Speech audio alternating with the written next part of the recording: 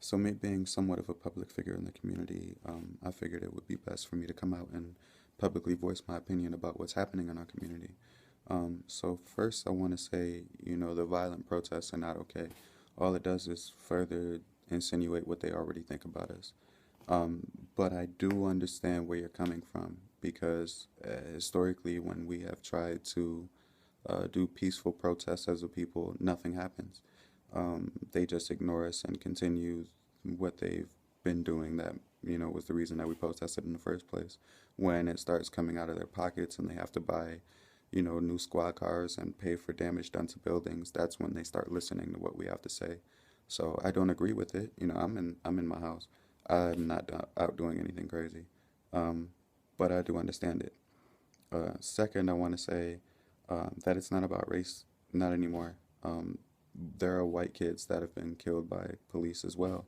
Um, White, black, Mexican, it's really just become an issue of the badge against the citizen, which is, another reason why I think this anonymous group is so important to the community these days. Third, I want to say, rest in peace, Mike Brown. But honestly, this is not about him anymore. That's how it started and that's how it finished. But this now it's about, the shields versus the citizens. That could have been a white person, it could have been a black person, it could have been me, it could have been my 4 year old son. They don't care. If you don't have a badge, you're not safe. And I think, people are misconstruing the facts based on their own personal feelings. But the facts of the matter is that it doesn't just happen to black people. It happens to anybody, and it could have been anybody, and it was Mike Brown. And I don't know him personally. I rest in peace. I give my respects to his family and everything. And I, you know, as I'm sure his family would wish, his mother would wish, I don't want my son to become the next hashtag.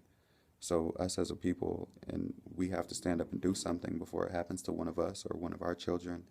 And we have to stand up together and make a change. Stop worrying about race and stop worrying about who it was or where he was from.